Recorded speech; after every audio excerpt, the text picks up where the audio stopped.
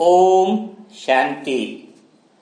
आत्मा की अनहद आवाज कैसे सुने के 14वें पार्ट में आप सभी आत्माओं का स्वागत है। जो नई आत्माएं हैं वह पिछले सेशनों को भी सुन लें ताकि इनको समझने में बहुत आसानी रहे। तो आज हम आत्मा की अनहद आवाज सुनने के बहुत करीब पहुंचने वाले हैं। वैसे तो 24 या 25 पार्ट में पूरा हो जाएगा, लेकिन आज जो हम बताने वाले हैं, जो आप रियलाइजेशन करने वाले हो, वो बहुत ही स्मूथली, यानी आपको लगने लगेगा कि हम स्वयं को आत्मा समझने के बहुत करीब की स्टेज पर हैं। तो हर शब्द को बहुत डीपली और ध्यान से सुनना और समझना होगा।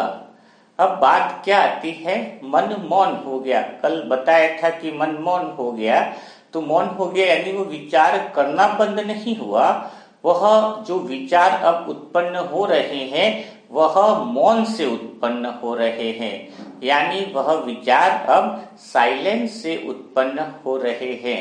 इसको थोड़ा बहुत अच्छे से समझ लेते हैं। तो जैसे कि आत्मा को हमने हमेशा देखा है कि आत्मा हम स्वयं आत्मा है, यानी आत्मा कौन है? आत्मा है जो सभी चीजों को देखने वाली है, यानी सभी चीजों को जानने वाली जो चीज है वो कौन है? वह दृष्टा, यानी मैं आत्मा।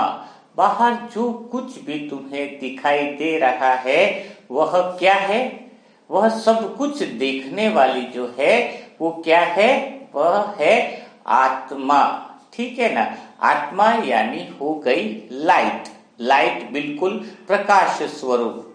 अब आत्मा जब सारी चीजों को देखने वाली है, इसका अर्थ क्या है? थोड़ा इसको बहुत अच्छे से समझ लीजिए कि शरीर अपना इंस्ट्रूमेंट की तरह है। क्योंकि आज आपका मन जो है ना वो बिल्कुल मौन हो जाएगा, तो आत्मा की अनहद आवाज तक आप पहुंच जाओगे। ठीक है ना? इसीलिए आपको समझाया जा रहा है कि मन का मौन का अर्थ बड़े अच्छे से समझ लो। सारी उथल पुथल मन के द्वारा होती है। तो उसके लिए सबसे पहले हम आत्मा को, सत्य स्वरूप को समझ रहे हैं कि बाहर जितनी भी चीजें हो रही है, दिख रही है, उसको देखने वाला कौन? तो उसको देखने वाला जो है वो कौन है? आत्मा है। यानी शरीर हो गया इंस्ट्रूमेंट। बिल्कुल स्वीकार करो, आप कुछ कर ही नहीं रहे हो। जो आपका मैं का भाव है ना वो बिल्कुल आज समाप्त हो जाने वाला है। इसको ध्यान से समझना है कि आंखें, वही आपने कई बार सुना होगा, लेकिन आज रियलाइजेशन करने का समय है कि जैसे कैमरे में हम देख रहे हैं, कुछ भी देख रहे हैं, तो कैमरा सिर्फ माध्यम है, उसके पीछे हम जो है वो देखने वाले होते हैं। उसी तरीके से बाहर जो कुछ भी दिख रहा है, शरीर मात्र इंस्ट्रूमेंट है, आंखें भी इंस्ट्रूमेंट है और कान भी इंस्ट्रूमेंट है। जो सुन रहे वो भी हम देख रहे हैं। जो जीभ से हम स्वाद खा रहे हैं वो भी देखना है। तो जीभ से जो स्वाद खा रहे वो भी देखना है। त्वचा से कोई चीज टच कर रहे वो भी देखना है। वो सारी देखने का काम जो हो रहा है वह है आत्मा। आत्मा के से ही सारी चीजें देखी जा रही है। जैसे बल्ब है तो बल्ब प्रकाश दे रहा है, उससे सारी चीजें देखी जा रही है। ठीक है ना? लेकिन आपको अंधेरा है तो वहां पे आत्मा की लाइट का अर्थ क्या है? बाहर की लाइट और अंदर की लाइट का क्या फर्क है? कि अंधेरा है वो भी क्यों दिख रहा है आपको? क्योंकि आप आत्मा से देख रहे हो। देखने का अर्थ है कि आपको बाहर का प्रकाश भी दिख रहा है और बाहर का अंधेरा भी दिख रहा है। यह बात क्लियर समझ में आनी चाहिए। यानी कोई व्यक्ति का एक इंस्ट्रूमेंट आंख काम नहीं कर रही है, इसका मतलब यह नहीं है कि आत्मा अंदर से वो लाइट, वो प्रकाश, वो कॉन्शियसनेस बाहर नहीं फेंक रही है। वह तो निरंतर उसकी कॉन्शियसनेस बाहर की तरफ जा रही है। तो समझ में कि कान से नहीं सुन पा रहा है, आंखों से देख पा रहा है, इसका मतलब वो इंस्ट्रूमेंट कान का खराब हो सकता है। लेकिन आत्मा तो जो लाइट है वो कॉन्शियसनेस चारों तरफ जा रही है। क्लियर हो गया। लेकिन थोड़ा सा यहाँ और आगे समझना होगा कि अगर कैमरे से हम कोई रिकॉर्डिंग करते हैं, अगर उसमें मेमोरी कार्ड नहीं है तो जैसा रिकॉर्डिंग है जो हो रहा है वो दिखेगा सब कुछ वैसा, लेकिन स्टोरेज नहीं होगा। ठीक है। लेकिन यहाँ पर इस आत्मा में और शरीर के इंस्ट्रूमेंट के बीच में एक मन है, एक माइंड है। मन जो है वह बीच में ऑटोमेटिकली रिकॉर्डिंग करता है। ठीक है। तो बाहर की तरफ जो है वो दृश्य, जैसे बल्ब में कोई लाइट जल रही, बल्ब जल रहा है तो बल्ब प्रकाश नहीं दे रहा है। यहाँ पे समझना होगा बल्ब के अंदर जो फ्यूज है, अंदर की लाइट है, उससे बल्ब हमें प्रकाशित दिख रहा है और हम सोच रहे हैं कि बल्ब हमें प्रकाश दे रहा है। बल्ब छोटा हो सकता है, बल्ब बड़ा हो सकता है, लेकिन वास्तव में प्रकाश बल्ब से नहीं अंदर की लाइट से आ रहा है। वैसे ही शरीर से लग रहा है कि ये शरीर देख रहा है, शरीर से सब कुछ हो रहा है, लेकिन वास्तविक जो प्रकाश है वह आत्मा की लाइट की वजह से ही है। आत्मा की लाइट है तो बॉडी के सेंसेशन काम कर रहे हैं। यहाँ तक आपको समझ में आया। दूसरी बात क्या क्लियर हुई कि कैमरे में रिकॉर्डिंग हो रही है तो अगर मेमोरी कार्ड है तो रिकॉर्डिंग हो रही है, नहीं होगा तो नहीं होगी। वैसे ही अंदर जो है मन जो है अपना बिल्कुल क्या हो रहा है, वो अंदर ऑटोमेटिकली रिकॉर्डिंग होना चालू हो जाती है। बाहर हम जो भी चीजें देखते हैं उसको देख भी रहे हैं आत्मा की वजह से और रिकॉर्डिंग भी कर रहे हैं। तो आत्मा यहाँ पर दो चीजें देख रही है। क्या देख रही है? एक तो इंस्ट्रूमेंट के द्वारा सारी चीजें बाहर की दिख रही है। अगर इंस्ट्रूमेंट छोटा बड़ा हो सकता है, इंस्ट्रूमेंट में अगर आगे माइक्रोस्कोप भी लगाते तो चीजें छोटी बड़ी दिख रही है, लेकिन मेन जो है वो दिखने की वजह तो आत्मा ही है। आत्मा की वजह से ही सारे इंस्ट्रूमेंट से वो सारी चीजें दिखाई दे रही है। इंस्ट्रूमेंट खराब भी हो जाए, कुछ टूट भी जाए, आंखें फूट भी जाए, तो उससे आत्मा को कोई भी फर्क नहीं पड़ता है। तो एक तो दिख रहा है बाहर की चीजें इस कर्मेंद्रियों के सेंसेशन के द्वारा, लेकिन दूसरी भी चीजें जो दिख रही है वह है अंदर मेमोरी से जो फीलिंग क्रिएट हो रही है। चाहे वो फीलिंग सुख की हो, चाहे वो दुख की हो, वो मेमोरी जैसी हो रही है वैसी फीलिंग ऑटोमेटिक क्रिएट हो रही है। तो आत्मा जो है बाहर जो दिख रहा है उससे भी उसको कोई इफेक्ट नहीं पड़ रहा है, और अंदर जो मन की फीलिंग है चाहे वो सुख की हो चाहे वो दुख की हो, उससे भी आत्मा अपने सत्य स्वरूप में उस फीलिंग को भी देखने वाली है, जानने वाली है। यानी जैसे कोई व्यक्ति कह रहा है कि यार मैं बहुत मोटा हूं, और फिर थोड़े टाइम बाद कहता है मैं बहुत पतला हूं, तो मोटा होने पर वो दुखी हुआ। तो दुख तो सदा नहीं रहा, वो मोटे से पतला हो गया और फिर पतले से मतलब कहने का अर्थ है चेंज हुआ। तो फीलिंग जो चेंज होती जा रही है उसको उससे कोई भी फर्क नहीं है। आत्मा सिर्फ इस दोनों को देखने वाली है। तो यहाँ तक आपको समझ में आ गया होगा कि आत्मा इस फीलिंग को देखने वाली है, और बाहर की दुनिया भी जो दिख रही है वो आत्मा के द्वारा ही दिख रही है, लेकिन वह इन सेंसेशनों के द्वारा देख रही है। यहाँ तक आपको क्लियर समझ में आ गया होगा। लेकिन प्रश्न तो यहाँ पर उठता है कि अगर हमें आत्मा की अनहद आवाज और सत्य की आवाज को सुनना है तो मन की फीलिंग चाहे सुख की हो चाहे वह दुख की हो, लेकिन वह उसका स्वरूप बनने के कारण आत्मिक स्थिति में डिस्टर्बेंस होना चालू हो जाता है। यह आप सबकी समस्या है। इसलिए कहना अलग होता है, प्रैक्टिकल में होना अलग होता है। तो आज हम बात करने वाले हैं कि बाहर की फीलिंग या मन की फीलिंग से परे जाने की, कि क्या फीलिंग है उसको अगर आज समझ गए, एक्चुअल में तुम मन को पूरी तरीके से समझे नहीं हो। जैसे कोई मिस्त्री होता है, अगर एसी का कारीगर है तो एसी पूरी जानकारी रखता है एसी को ठीक कैसे करे, तो वो मिस्त्री एसी को ठीक कर देगा। वैसे ही अगर आप मन की फीलिंग में इन्वॉल्व हो जाते हो, उसका कारण यह है क्योंकि आपने मन रूपी जो इंस्ट्रूमेंट ही तो है, तो मन के रूपी इंस्ट्रूमेंट को आपने सही तरीके से समझा नहीं है, जिसकी वजह से मन मौन की तरफ जा नहीं पा रहा है। तो आज हम अभी बात करने वाले हैं कि मन को बहुत अच्छे तरीके से आपको समझा देते हैं, जिसकी वजह से आप बिल्कुल आत्मा की उस स्वतः जो सत्य स्वरूप है उस स्थिति में आप स्थित हो जाओगे। तो अब बात यह आती है, जरा समझने वाली बात है कि अगर मन की फीलिंग से कुछ प्रभाव आत्मा पर पड़ता है तो सतयुग में क्यों नहीं पड़ा, सतयुग में क्या ऐसा चीज चल रहा था, अगर वह बात आपको समझ में आ जाए तो फिर आपको मन की फीलिंग से परे होना आपको स्वाभाविक लगेगा, बिल्कुल मन मौन में जाने लगेगा।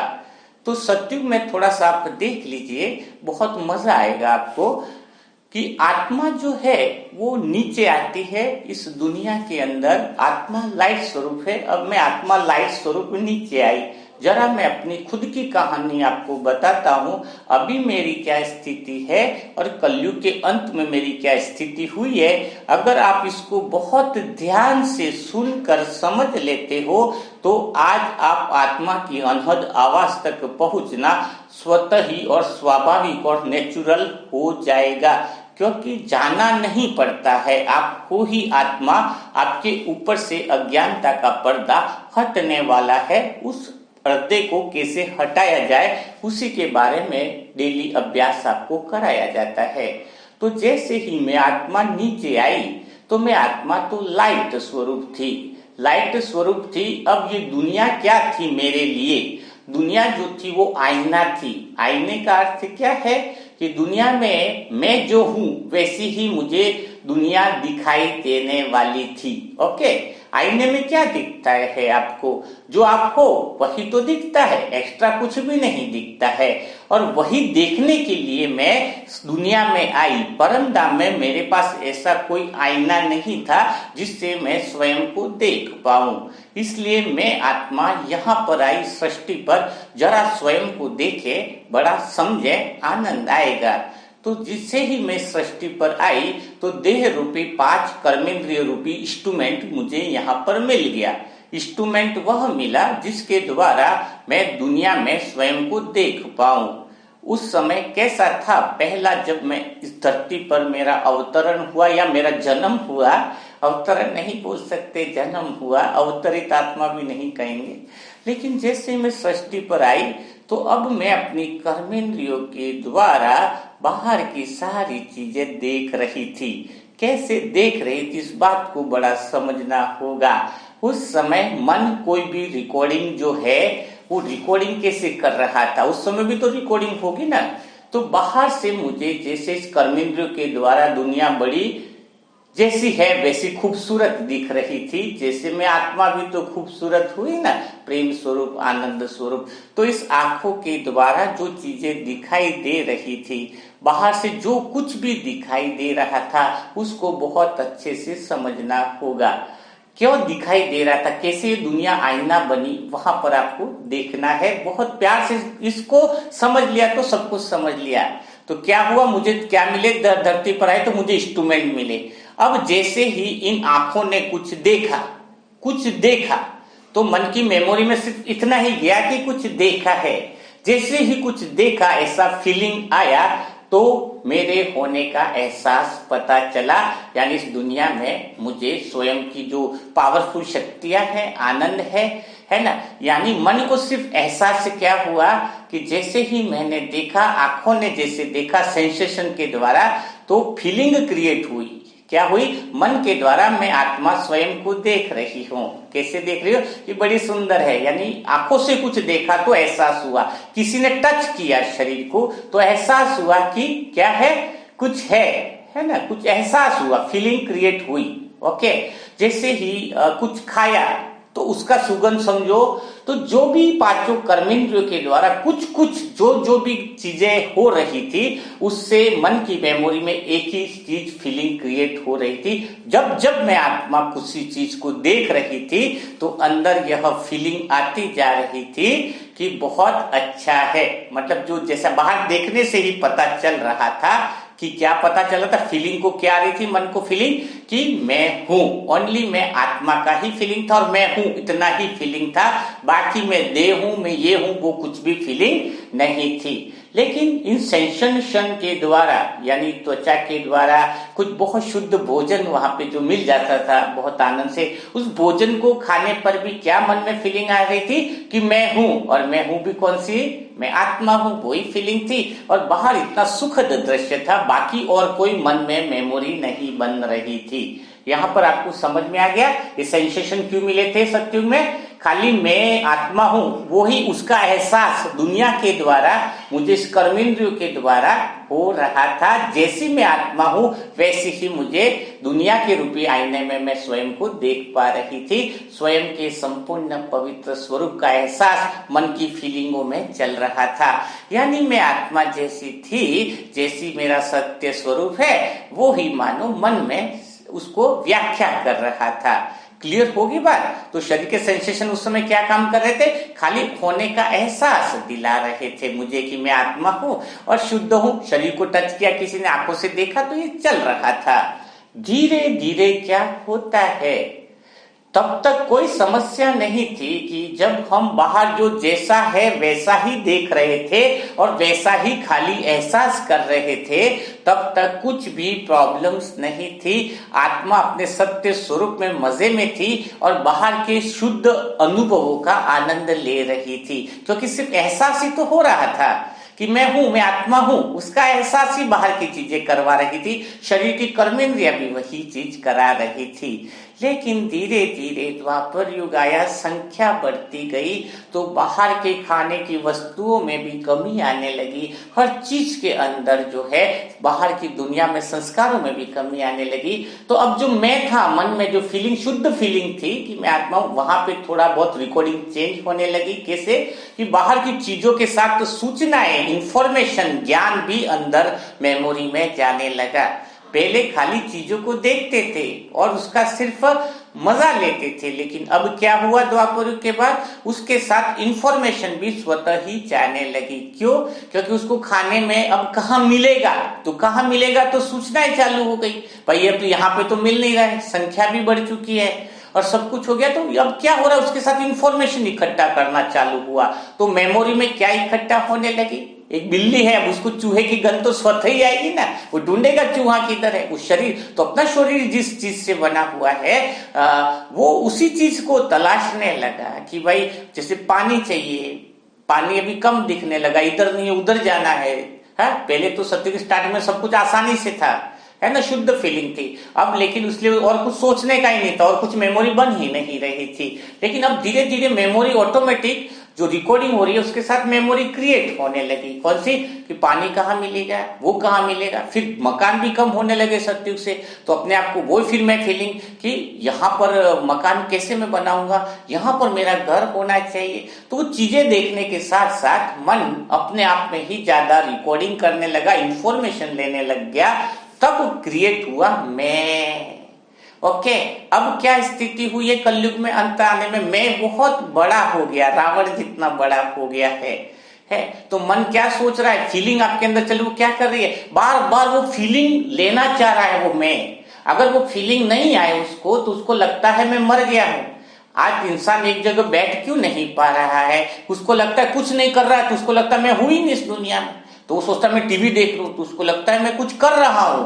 टीवी देखने से अंदर उसको सेंसेशन पैदा होते हैं, मन में फीलिंग्स पैदा होती है, और वो फीलिंग के जरिए मन को क्या लग रहा है, आदत हो गई कि ये टीवी देख रहा हूं तो मैं हूं, वरना मैं कुछ हो ही नहीं। मैं किसी दोस्तों से बात कर रहा हूं तो मैं हूं, वरना मैं तो हूं ही नहीं। तो ये जो इंफॉर्मेशंस के द्वारा, जो मेमोरीज के द्वारा अंदर फीलिंग्स और मेमोरी जो मन में स्टोर हुई, अब उस मेमोरी के आधार पर मन में इतना बड़ा हो गया है कि उसको कुछ न कुछ चाहिए। क्यों चाहिए आईने के अंदर? जब वो कुछ फीलिंग के साथ है, चाहे वो क्रोध क्यों ना हो, अगर वो गुस्सा भी कर रहा है तो उसको लग रहा है कि मैं हूं, मैं जिंदा हूं। हाँ, मन किसी भी हालत में अब अपने मैं को बाहर की दुनिया के साथ इतनी इंफॉर्मेशन हो गई है, तो जब तक वो सेंसेशन क्रिएट ना करे, कुछ फीलिंग क्रिएट ना करे, तब तक मन को लगता है कि मैं हूं ही नहीं।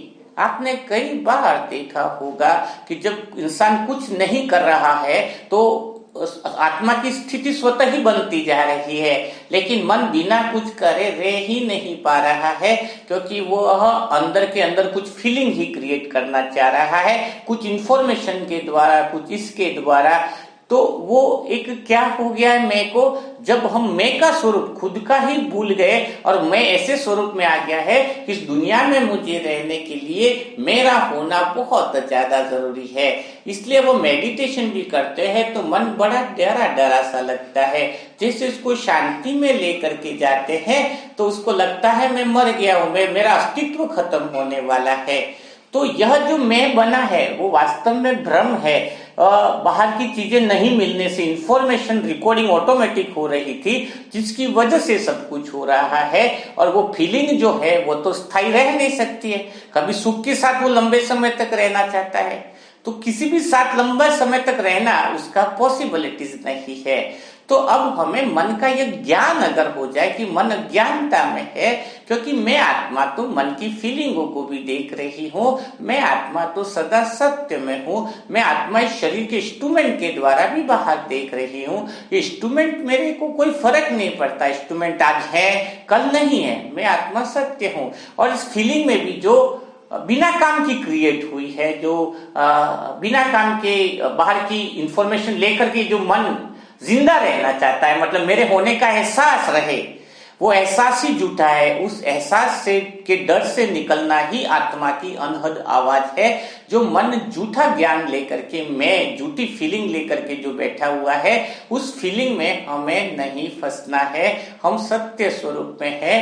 खाली वो फीलिंग तो मेमोरी है जिसने गलत इंफॉर्मेशन है द्वापर युग से ले ली है कि शरीर को ये चाहिए, शरीर को ये कहां से मिलेगा, शरीर को घर चाहिए, शरीर को संबंध चाहिए, ये चाहिए। तो सतयुग में तो सिर्फ देखता था संबंध, आवश्यकता नहीं थी। लेकिन द्वापर युग से यह मेमोरीज ऐसी क्रिएट हुई कि वो फीलिंग के अंदर बदल गई है और वो सदा एक जैसी फीलिंग नहीं रह पा रही है।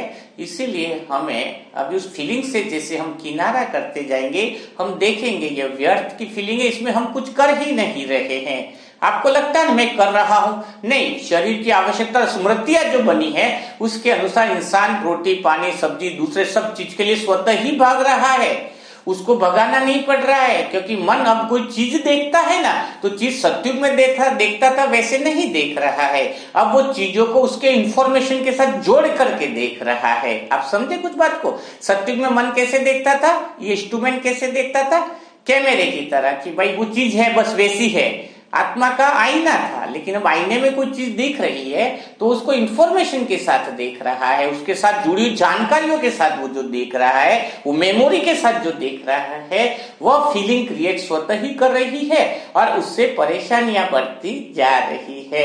आज किसी इंसान के अंदर अगर मेमोरी को खत्म कर लिया जाए, बिना मेमोरी के आप किसी इंसान को देखो तो क्या आप उसके बारे में कुछ रिएक्शन कर पाओगे? कुछ भी नहीं कर पाओगे। आपके पास उस इंसान की मेमोरी आ जाती है, उसने मेरा ये भला किया, इसने मुझे वो नुकसान किया, उसने वो किया।